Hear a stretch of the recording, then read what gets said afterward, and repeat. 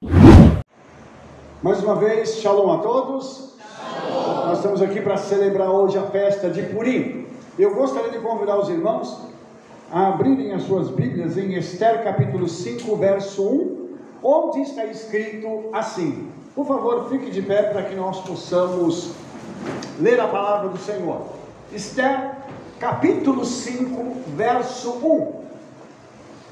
Diz assim: sucedeu, pois, que ao terceiro dia Esther se vestiu de seus vestidos reais e se pôs no pátio interior da casa do rei, defronte do aposento do rei. E o rei estava sentado sobre o seu trono real, na casa real, defronte da porta do aposento. Vamos orar? Pai, em nome de Yeshua, nós queremos te agradecer, porque nós cremos, Pai, que o Senhor tem hoje algo tremendo para as nossas vidas. E nós queremos te pedir, doce Espírito Santo, fala conosco através da tua palavra. Ela é a verdade. E Yeshua, o profeta Isaías diz que a tua palavra não volta vazia, antes faz aquilo que apraz ao Eterno e prospera naquilo para que o Senhor enviou. Então, que hoje, Pai, essa palavra cumpra o propósito para o qual ela veio até nós. E que haja libertação, cura, salvação, restauração, e que o teu mover esteja aqui, Pai, de uma forma extraordinária, em nome de Yeshua HaMashiach, o Rei de Israel. Amém. Por favor, sente-se, queridos.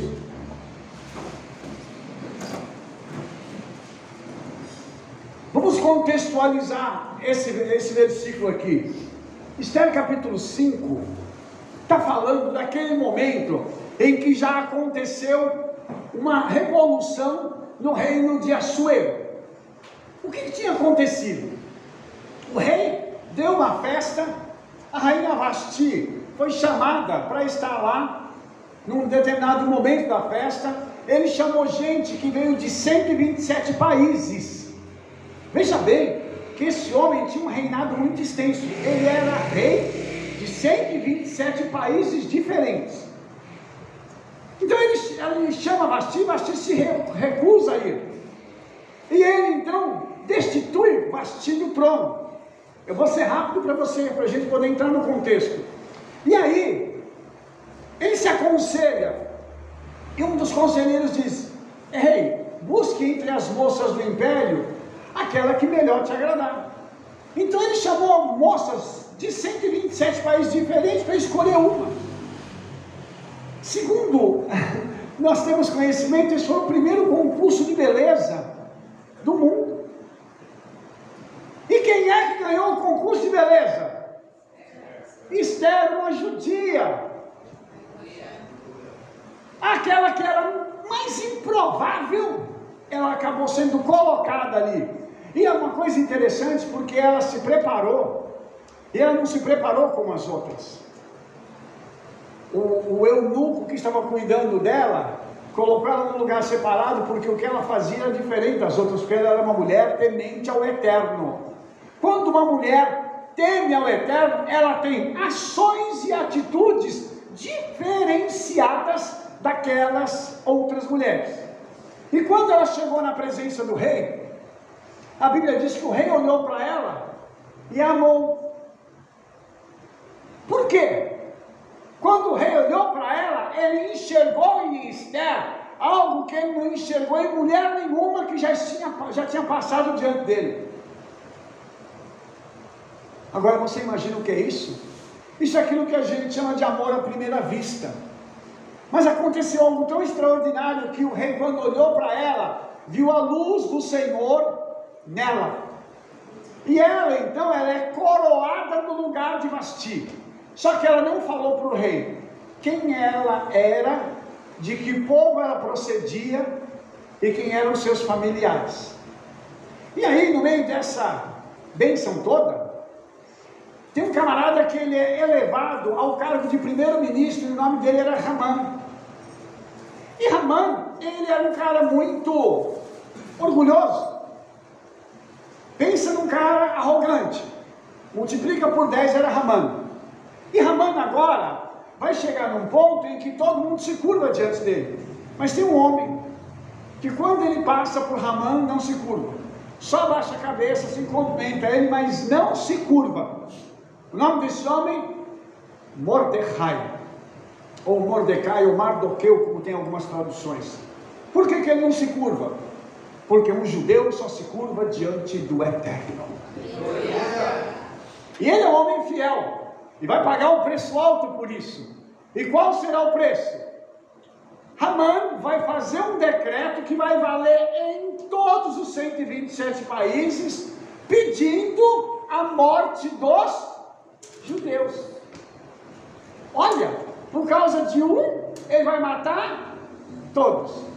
E quando esse decreto foi redigido, ele chegou nesses 127 países, houve uma comoção muito grande, uma dor muito grande no coração dos judeus.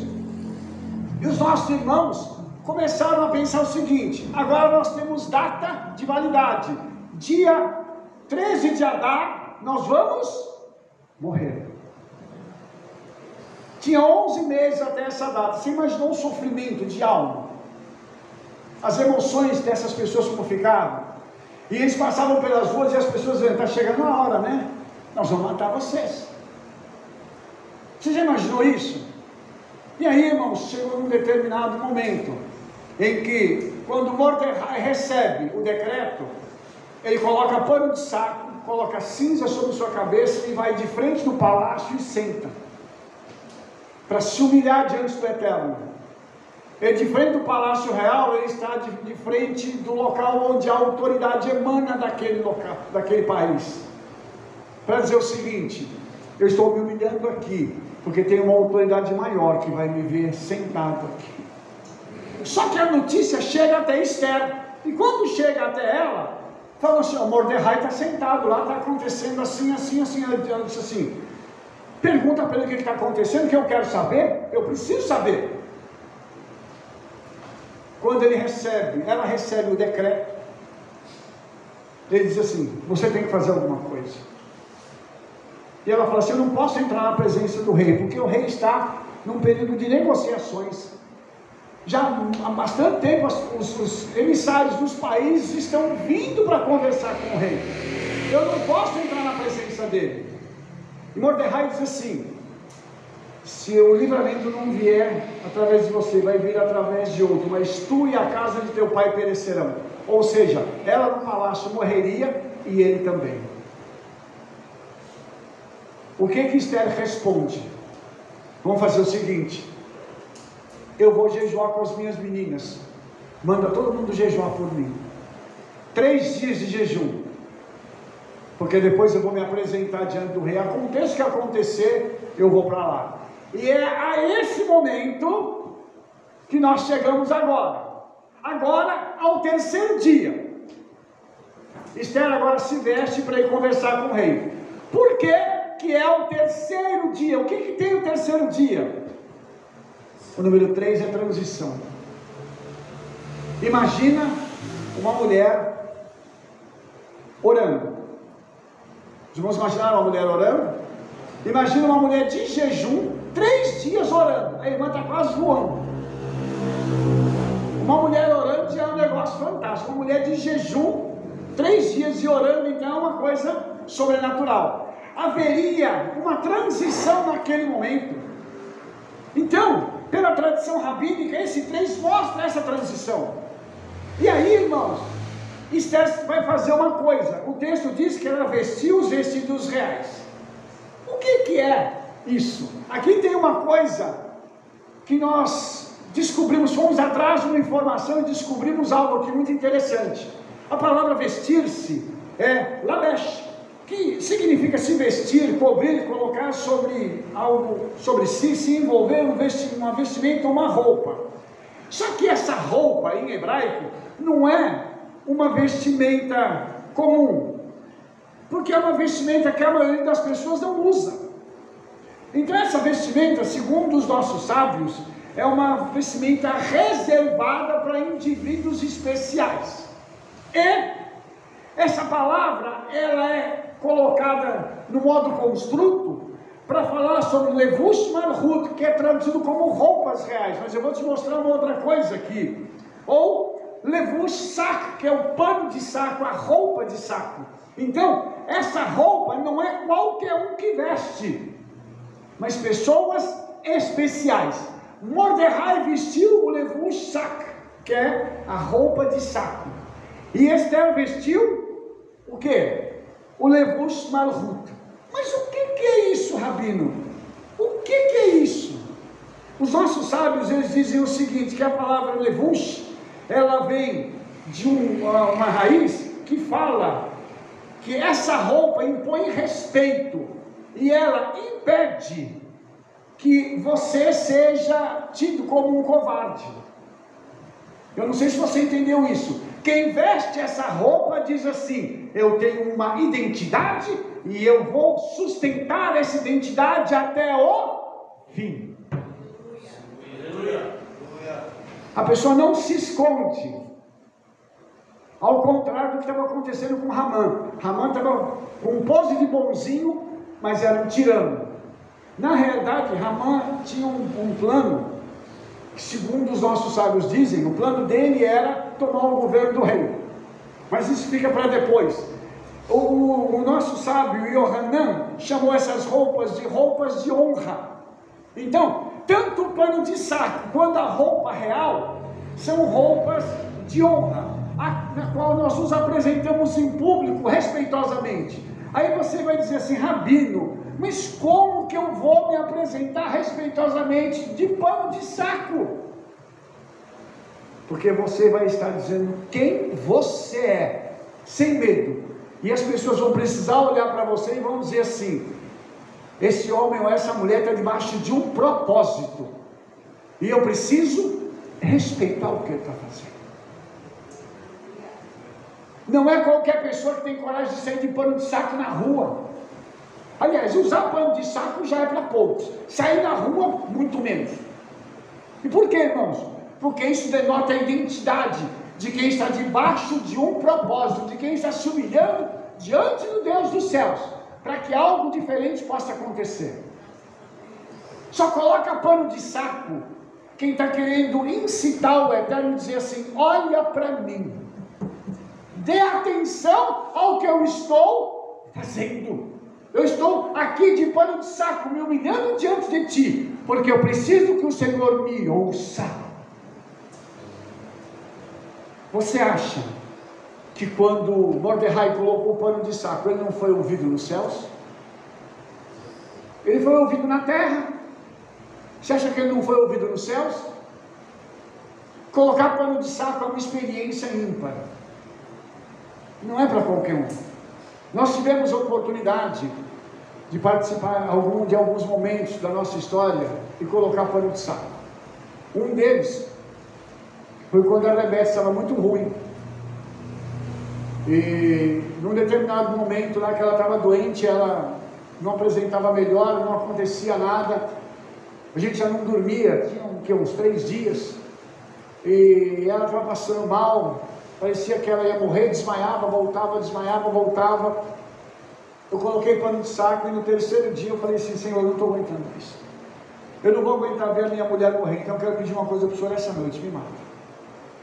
Porque eu não vou conseguir ver minha esposa morrer. O Senhor me leve, para mim não sofrer de vê-la morrendo. E aí ela falou assim: amor, vamos dormir. Era quase meia-noite, irmãos. Eu tinha que ficar acordado, vigiando ela, para ela não passar mal. E aí eu falei assim: Senhor, eu vou só fechar o olho e daqui a pouco eu vou olhar para o lado. Eu fechei o olho e quando eu abri o olho era 8h30 da manhã. E aí quando eu olhei para o lado, cadê a minha esposa? Eu dei um pulo da cama e saí correndo. Ela estava na cozinha. Eu falei: amor, está tudo bem? Ela falou: tá. Como é que você está sentindo? Eu estou bem, só que eu estou com fome. Faz alguma coisa para mim comer? Eu olhei e falei assim: aleluia, é agora.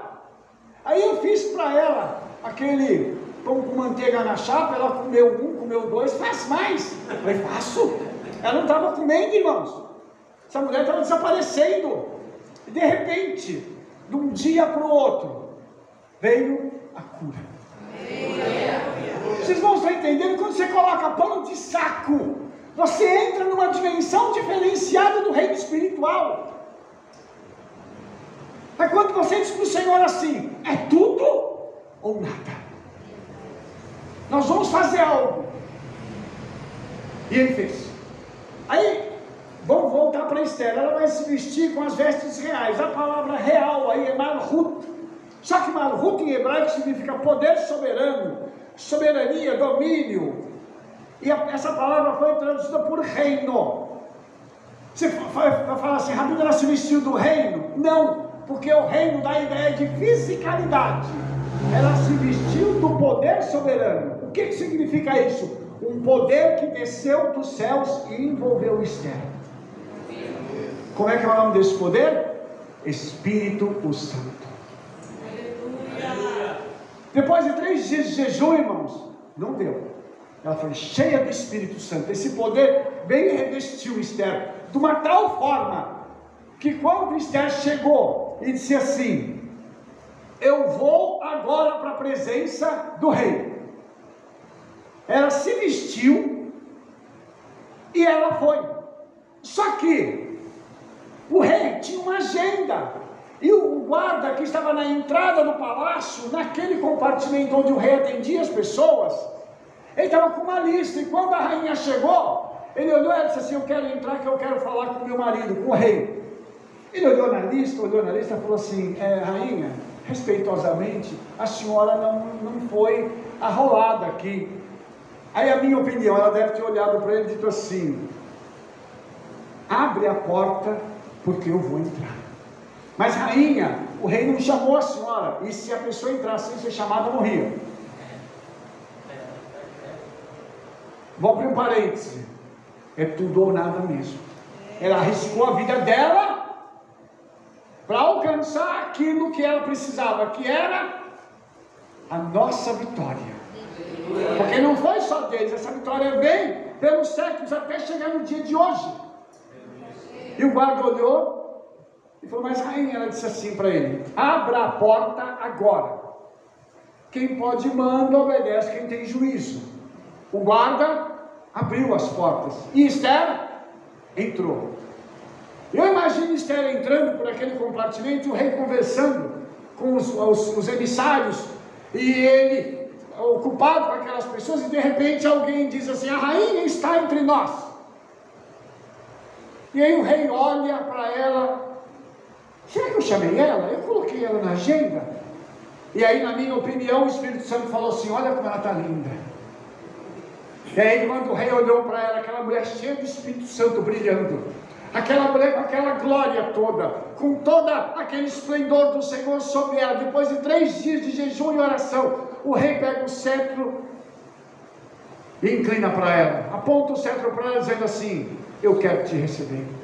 E quando ela toca no cetro real, sabe o que significou isso? Ela não vai mais morrer. Eu vou abrir um parêntese aqui. Existem momentos que nós precisamos entrar na presença do rei, ainda que não foram chamados. Ah, Rabino, mas eu estou meio assim, eu não... esse negócio de orar e tal... Você tem que orar sim, tem que buscar a presença do Senhor. E Yeshua fica esperando que eu e você entremos na presença dele. E não daquela forma assim: ai Senhor, se for possível, por favor. Eu tenho que entrar na presença dele e dizer: Senhor, socorro, eu preciso de ti. Socorro, Senhor. Meu Pai, eu preciso de um milagre. Ela não falou isso para o rei, mas quando o rei pegou e estende o cetro para ela, o rei disse assim: que queres, minha rainha? Preste atenção agora: até metade do meu reino eu te dou. Para quem ia morrer? Agora já está recebendo metade do reino.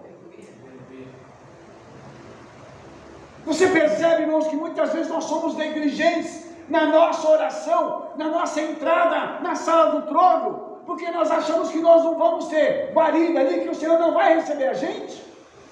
Por que isso? Vamos entrar na presença do Senhor, sim. E uma coisa interessante que aconteceu: a rainha pede algo para ele. Ela diz assim: meu rei, eu gostaria de jantar com o Senhor. Pode trazer Ramã também, porque eu quero conversar com o Senhor. ela vai tirar ele do domínio público para o domínio privado. Não se pede as coisas para o Senhor. Determinadas coisas não são pedidas em público. Determinadas coisas nós pedimos no privado. Por favor, repete-se. Por favor. A Bíblia diz assim: quando você entrar no teu quarto, ora ao Eterno em particular. Não é isso?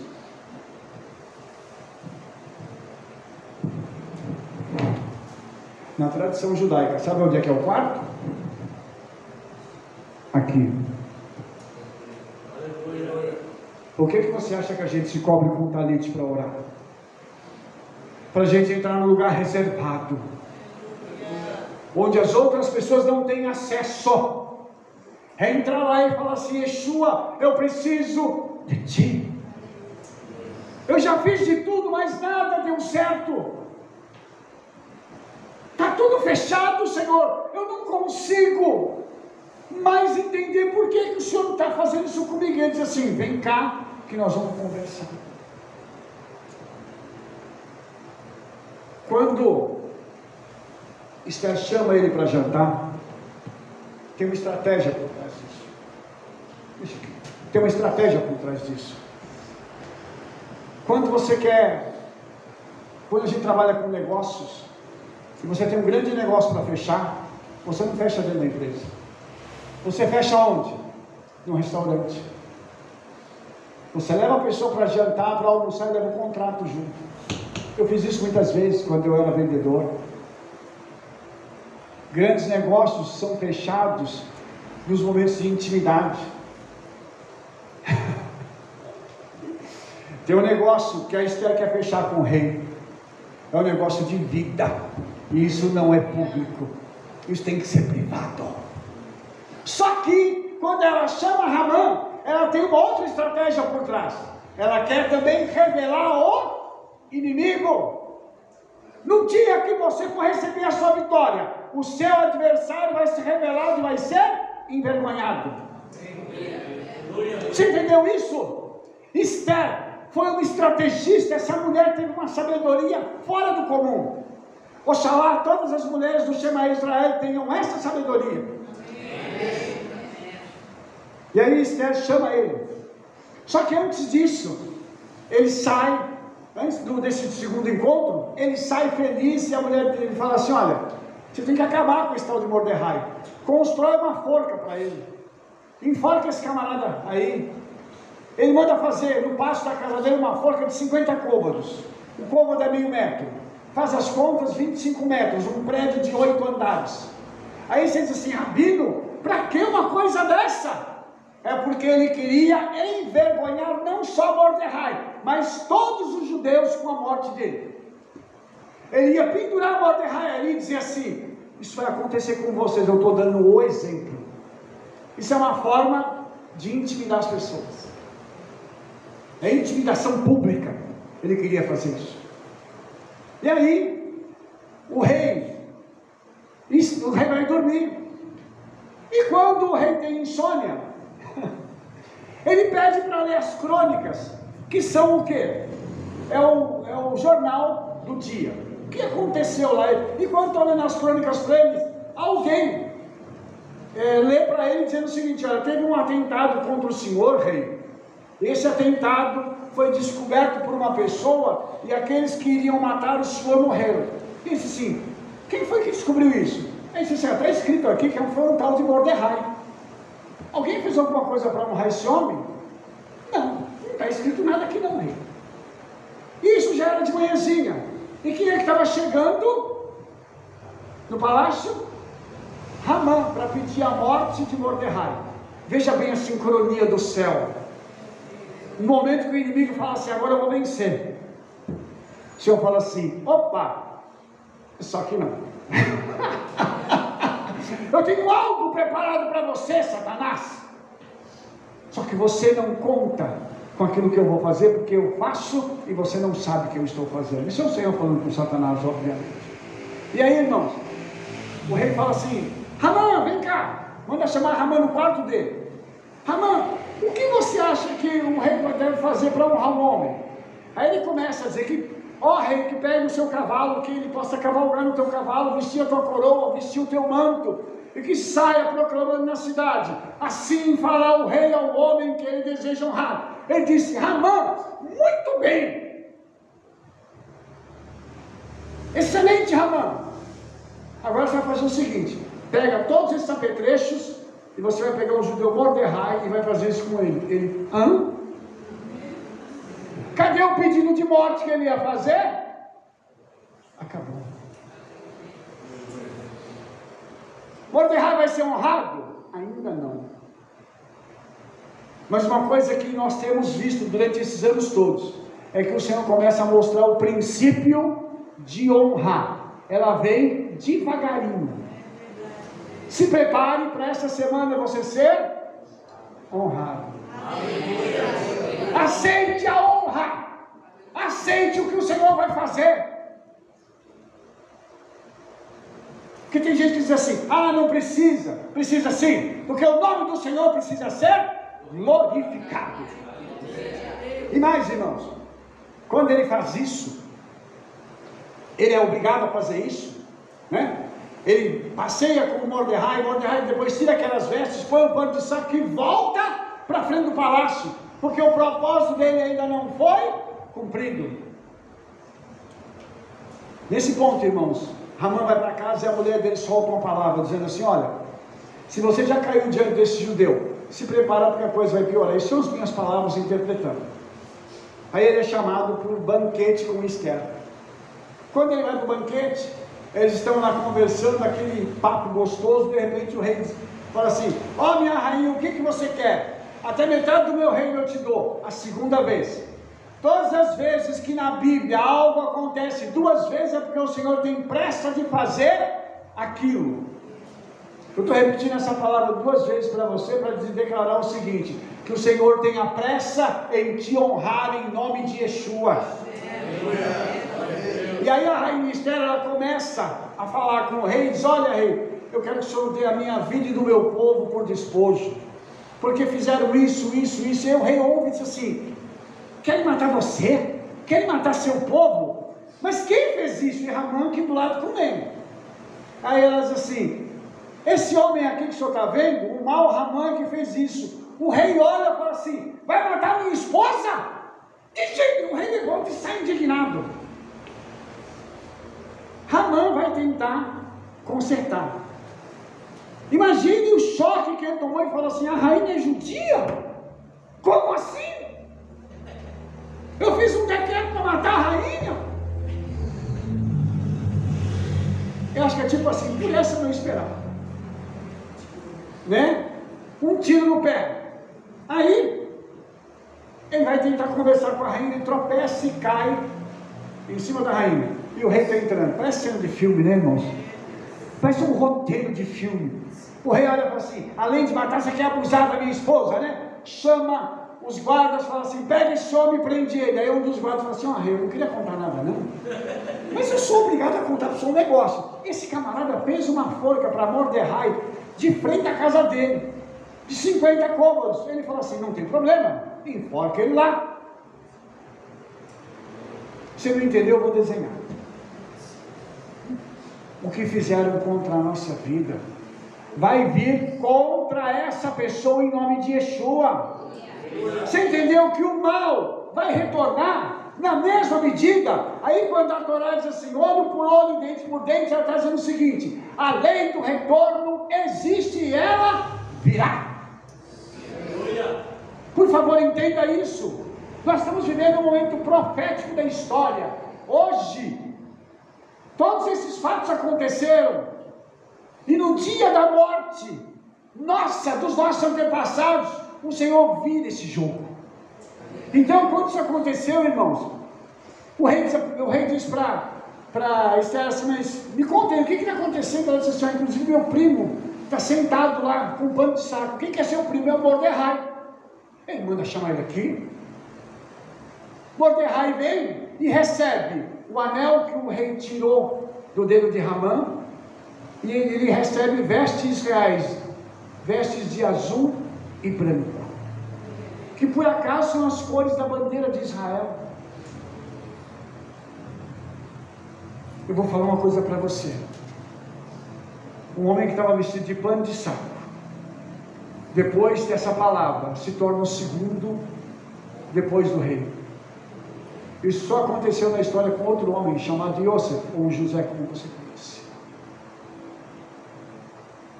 Eu queria que você prestasse atenção no que eu vou te dizer. Hoje é dia do Senhor levantar aqueles que serão honrados nesta casa em nome de Yeshua. Você não veio aqui ao acaso. Você não saiu da sua casa e disse assim: eu vou na congregação porque eu me deu 5 minutos, eu quero ir. Você veio aqui para ouvir essa palavra e para que o Senhor hoje possa mudar a tua história para melhor em nome de Yeshua. Isso foi tão tremendo que ele fica com tudo que Ramã tem, a riqueza de Ramã e o cargo de Ramã. Ramã ficou com o quê? Com nada. Todos aqueles que se levantam contra nós, o Senhor colocará as mãos dessa pessoa fisicamente. Havia misericórdia, misericórdia não, Baruch Hashem, glória a Deus por isso. Por quê? Mexeu com o povo errado.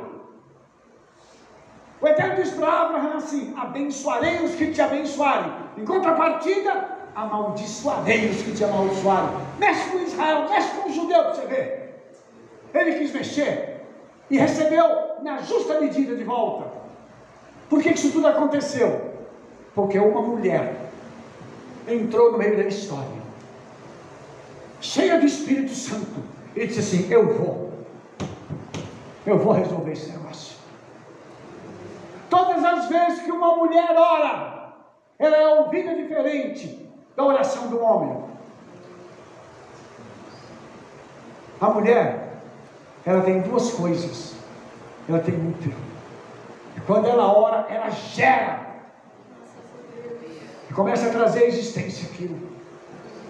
E a mulher, ela tem uma bondade diferente da bondade do homem. Toda vez que ela faz um ato de bondade, isso fica arquivado no céu. Então, quando a mulher se coloca em oração, coisas extraordinárias acontecem.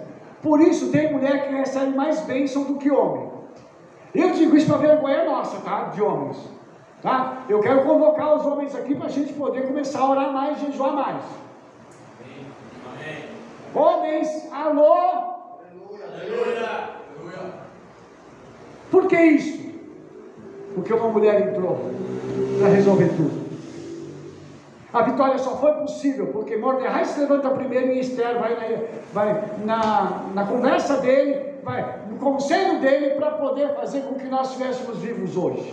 Eu vou terminar essa palavra agora, irmãos, dizendo para você o seguinte: há um poder que está sendo liberado esta noite, para você e eu nos revestirmos deste poder e desta autoridade.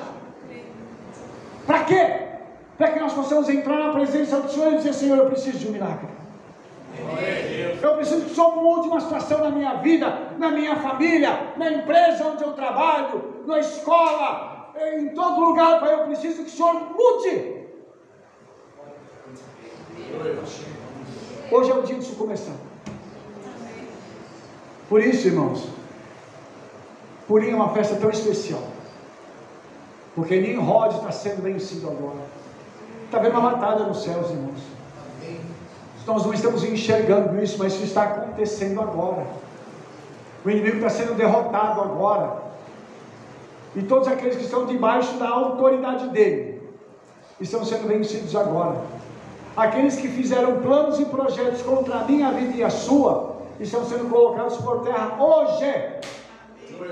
E a humilhação está sendo revertida em exaltação. Aquilo que ia ser morte vai ser vida e vai ser exaltação para mim e para você. Aleluia. Por isso hoje eu quero te dizer: creia na palavra do Senhor, porque Ele vai fazer isso acontecer, não eu não tenho esse poder nem essa autoridade, mas o que eu posso fazer aqui é liberar uma palavra profética na sua vida, para que isso possa acontecer. Então creia, e o Senhor fará isso acontecer em nome de Yeshua. Amém? Que o Eterno abençoe a vida de cada um de nós, e que essa festa de Purim seja a festa Que seja a festa que marque a sua vida e a minha vida. E que nós possamos ver resultados físicos acontecendo diante dos nossos olhos. Porque o mundo espiritual já começou a se movimentar. E você vai vir para esse altar aqui, para testemunhar sobre isso. Em nome de Yeshua. Amém? E você que estava comigo até agora e participando dessa festa de Purim, que o Senhor Yeshua te abençoe e faça com que seja uma grande festa para você também. Hag Purim Sameach em nome de Yeshua. Shalom, shalom.